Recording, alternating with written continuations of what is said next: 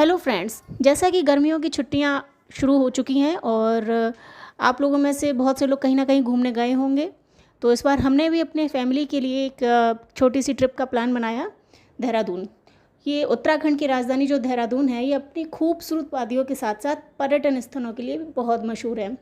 अगर आप देहरादून आते हैं तो बहुत सारी चीज़ें यहाँ घूमने के लिए मिलेंगी। तो जैसे कि शुरुआत करते हैं, सबसे पहले हम गए रॉबर्ट्स केव। और ये जो रॉबर्ट्स केव है, इसे गुच्चू पानी भी कहा जाता है। ये डाकुओं की पुरानी गुफाएं थी जो आज लोगों के लिए घूमने की जगह बन गई है। इस गुफा के बीच में से ठंडा जो पानी है वो पैदल चलने में बहुत सुकून देता है। ये देहरादून के गढ़ी कैंट क्षेत्र में पड़ता है।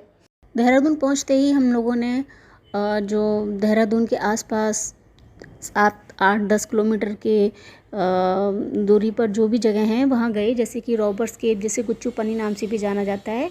ये एक पिकनिक स्पॉट है और ये देहरादून सिटी से 8 किलोमीटर दूर एक अनारवाला गांव के पास पड़ता है।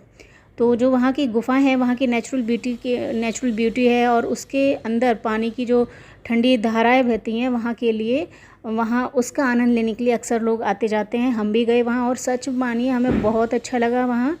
और ये गुफ़ा पहले इसकी एक छोटा सा इतिहास है कि इस गुफ़ा को जब भारत अंग्रेज़ों का ग़ुलाम था तो उस समय सुल्तान नामक डाकू की ये गुफ़ा थी, जिसमें डाकू सुल्तान सहित अपना पूरी ट्रुप के साथ रहा करती थी। फिर इसके बाद गए हम भोलेनाथ के मंदिर, टपकेश्वर मंदिर। ये काफ़ी प्राचीन मंदिर है और इसका जो इतिहास है वो महाभारत और रामायण से भी जुड़ा है।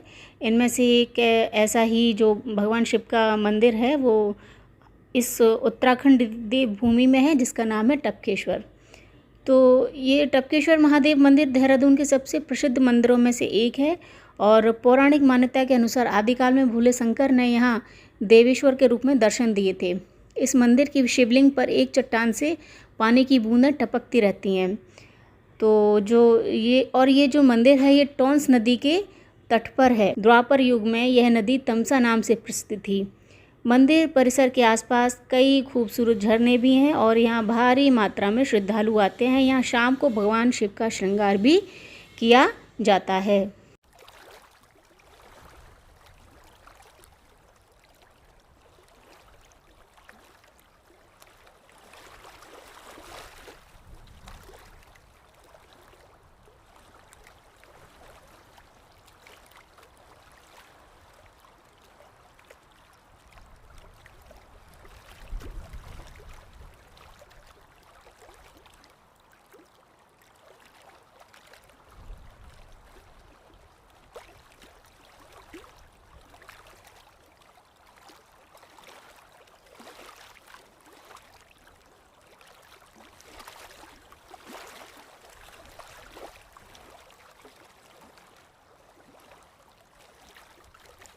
बाद हम गए फॉरेस्ट रिसर्च इंस्टीट्यूट FRI। इसका इतिहास भी देश की स्वतंत्रता से भी काफ़ी पुराना है। तो ये जो है, इसकी शुरुआत 1878 में इंपीरियल फॉरेस्ट स्कूल के नाम से की गई थी। और अगर कहा जाए कि देहरादून की विशिष्टता की कहानी वन अनुसंधान संस्थान यानी FRI के बिना अधूरी है, तो ये सच है। FRI में देश का सबसे बड़ा हर्बेरियम है। FRI के भवन वास्तुकला का नायाब उदाहरण है। इसे ग्रीको रोमन वास्तुकला के अनुरूप बनाया गया है। भवन का डिज़ाइन विलियम ल्यूचियंस ने तैयार किया और निर्माण में करीब 6 साल का समय लगा। इसकी खूबसूरती वाकई देखते ही बनती है। और जब नवंबर 2013 में प्रिंस चार्ल्स FRI पहुंचे थे तो उन्होंने इसे लंदन में राजशाही के प्रतीक व किंगडम पैलेस से भी खूबसूरत बताया। इसी खूबसूरती के चलते तमाम फिल्मों और डॉक्यूमेंट्री की शूटिंग यहाँ आए दिन होती रहती है। FRI में फ़िल्मों की शूटिंग के लिए स्टार कास्ट पहुँचते ही रहते हैं। यहाँ बॉलीवुड की कई बड़ी फिल्मों की शूटिंग भी हुई है। इनमें स्टूडेंट ऑफ द ईयर, रहना है तेरे दिल में और कृष्णा कॉटेज सहित कई फिल्मों की शूटिंग यहाँ हुई है।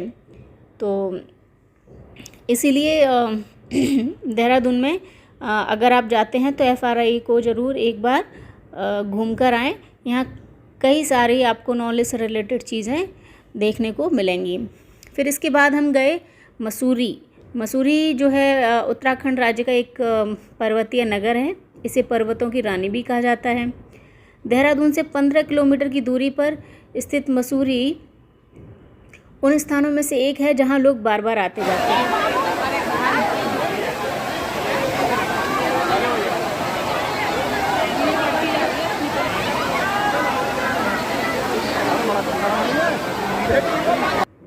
यहाँ केम्प्टी फॉल मसूरी के सबसे प्रसिद्ध पर्यटक स्थल में से एक है। अगर आप गर्मियों के दौरान मसूरी घूमने जा रहे हैं जैसे कि इस समय, तो आपको केम्प्टी फॉल ज़रूर जाना है।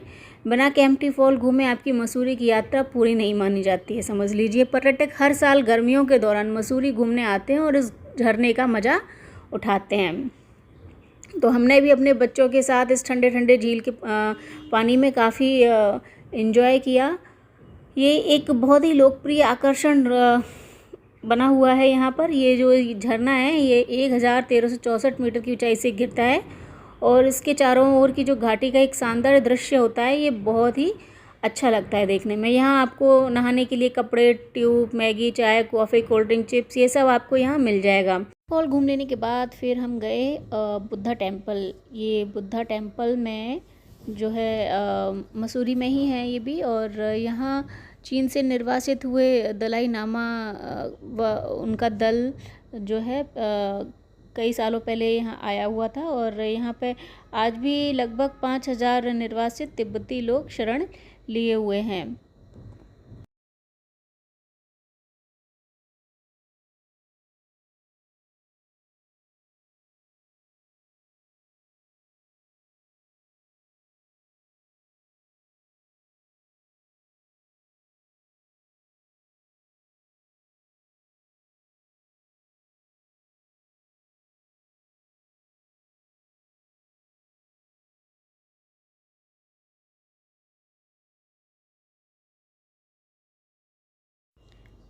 और ये है कंपनी गार्डन। बुद्धा टेम्पल से होने के बाद हम लोग कंपनी गार्डन गए, जो कि सच में बहुत ही खूबसूरत लगता है। चारों तरफ पहाड़ों से घिरा हुआ ये जो गार्डन है, और इसमें कई तरह के सुंदर सुंदर फूल हैं, एक झरना भी है, और बहुत ही ऊंचाई पर ये जो गार्डन बनाया हुआ है बहुत ही ब्यूटीफुल लगता है। फिर हम लोगों ने हरिद्वार भी गए थे, और हरिद्वार में गंगा स्नान किया। भाई मेरा तो ये पहला गंगा स्नान था। ऐसी मान्यता है कि जो हरिद्वार में गंगा की पौड़ी है, हर की पौड़ी, वहाँ अमृत की बूंदें गिरी थीं, तो उसे हर की पौड़ी पर ब्रह्मकुंड माना जाता है। हर की पौड़ी यानी हरिद्वार का सबसे पवित्र घाट माना जाता है, और पूरे भारत से भक्तों और तीर्थयात्रियों के जत्थे त्योहारों या पवित्र दिवसों के अवसर पर स्नान करने के लिए यहाँ लोग आते हैं। यहाँ स्नान करना एक मोक्ष प्राप्त करने वाला भी माना जाता है। ये जो हरिद्वार है हिंदुओं के 7 पवित्र स्थलों में से ये एक है। तो ये यहाँ पर ये जो गंगा जी आते हैं, ये गौमुख यानी गंगोत्री हिमनद से निकल कर आती हैं और मैदानी क्षेत्र में प्रवेश करती हैं। इसलिए हरिद्वार को गंगा द्वार के नाम से भी जाना जाता है, जिसका अर्थ है वह स्थान जहाँ पर गंगा जी मैदान में प्रवेश करती हैं। हरिद्वार का अर्थ हरि यानी ईश्वर का द्वार होता है।